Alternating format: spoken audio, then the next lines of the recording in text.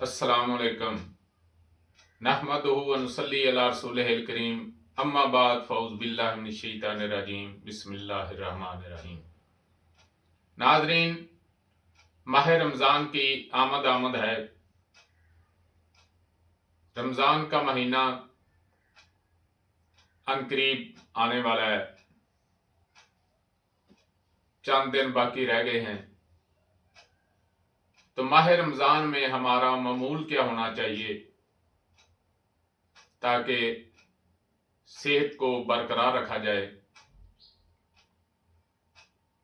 पहली बात तो ये है कि माह रमज़ान एक ऐसा मुबारक महीना है कि जिसमें मुसलमान रोज़े का इह्तिमाम करते हैं, बंदोबस्त करते हैं। तो रोज़ा जो है बहुत सी बीमारियों से इंसान को बचा लेता है। यूं समझें कि जैसे हम गाड़ी की ट्यूनिंग करते हैं तो ये रमज़ान का महीना भी पूरे जिस्म की ट्यूनिंग कर देता है। जो लोग बहुत ज़्यादा खाना खाते हैं, हर वक्त खाते रहते हैं, या वो लोग जो बादी अशिया का ज़्यादा इस्तेमाल करते हैं, चावल, मुर्गा, आलू, गोभी, मटर, जिनके जिस्म में अक्सर दर्दें रहती हैं, जिनका यूरिक एसिड बढ़ जाता है और हार्ट पेशेंट, बवासीर वाले, इसके अलावा जिस्म में दर्दों की भरमार, शदीद कब्ज़, तो इन तमाम लोगों के लिए रोज़ा जो है बहुत फ़ायदेमंद है। और रोज़े का जो अपना मिजाज है वो गर्म खुश्क है। ये बेशक दरमियाना मौसम है, मौसम बहार में रमज़ान आ रहा है, लेकिन ये बात याद रखे कि इसका मिजाज जो है वो गर्म खुश्क है। तो जो लोग रोज़ा रख के मेहनत करते हैं,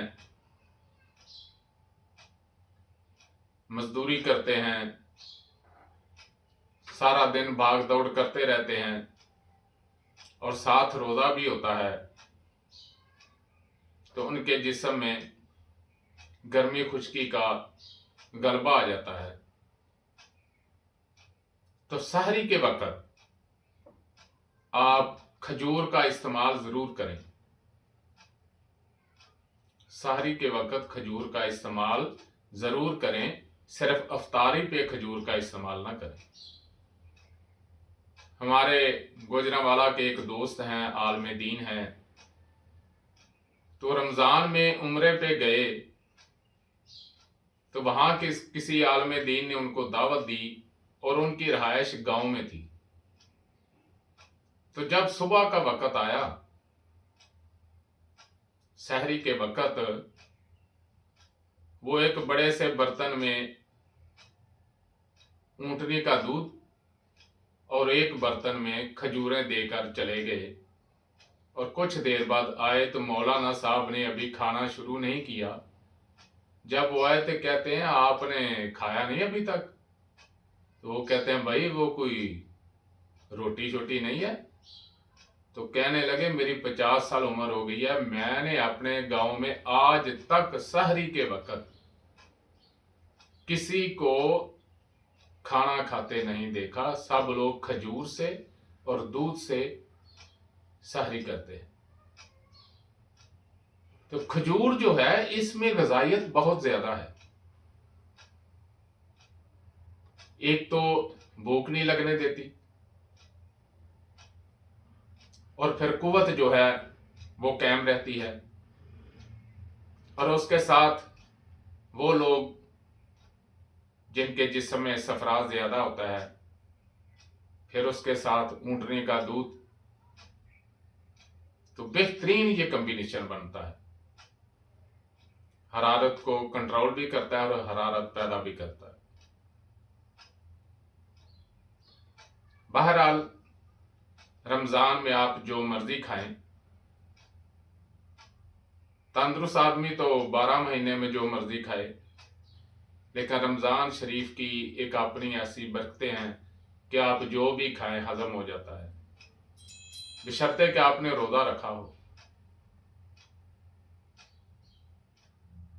लेकिन चंद खजूरें सहरी में जरूर इस्तेमाल करें ताकि आपकी कुव्वत जो है वो बरकरार रहे। खासकर वो लोग जो मेहनत कश है, जिसने एसी लगा कर या वैसे ही कमरे में सो रहना है या दफ्तर में बैठ रहना है, उसको तो वैसे ही इतनी भूख नहीं लगती। तो अफ्तारी के टाइम दूध का इस्तेमाल जरूर करें। दूध में शरबत बजूरी डाल लें, दूध में चीनी डाल लें, और मौसम के मुताबिक बर्फ वाली चीज आपने इस्तेमाल नहीं करनी।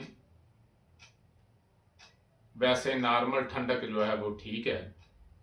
तो बजूरी का इस्तेमाल, शरबत दिनार का इस्तेमाल, शरबत बादाम का इस्तेमाल, ये आपके लिए बहुत फायदेमंद होगा। अफ्तारी में खजूर भी इस्तेमाल करें, लेकिन साथ कोई ना कोई दूध वाली चीज़, दूध वाली सेवियां, दूध वाली खीर, गाजर वाली खीर, इस किस्म की कोई ना कोई चीज़ जो है वो रात के वक्त ज़रूर इस्तेमाल करें। तो इंशाल्लाह आपको फ़ायदा ही फ़ायदा होगा। रोज़ा बज़ाते खुद फ़ायदा देने वाली चीज़ है, लेकिन वो लोग जिनमें सफरा की बहुत ज़्यादा ज़्यादती है, हेपाटाइटिस वाले और टाइफाइड वाले,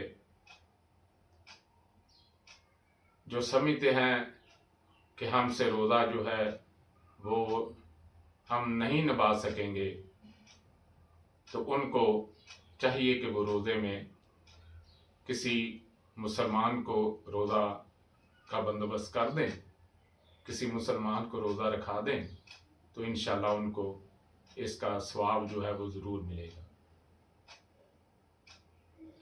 और उनको चाहिए जो टाइफाइड वाले, हेपाटाइटिस वाले हैं, वो दोनों टाइम दूध का इस्तेमाल ज़्यादा करें, तो इंशाल्लाह उनके लिए बेहतरी ही बेहतरी होगी।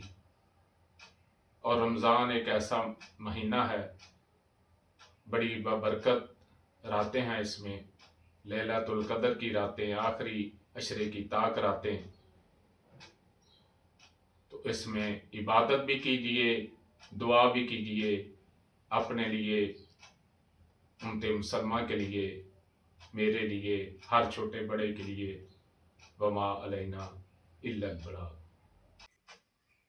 जो दोस्त जो तिब्बी तुलबा व तालबात ऑनलाइन कोर्स करना चाहते हैं, तिब सीखना चाहते हैं, उस्तादुल हुक्मा हकीम सैयद नेमत अली शाह साहब रहमतुल्लाह अलैह, उनके 6 नब्ज़ें 6 सवाक 6 नब्ज़ें कुल इमराज के तहत जो तिब सीखना चाहते हैं वो राब्ता कर सकते हैं।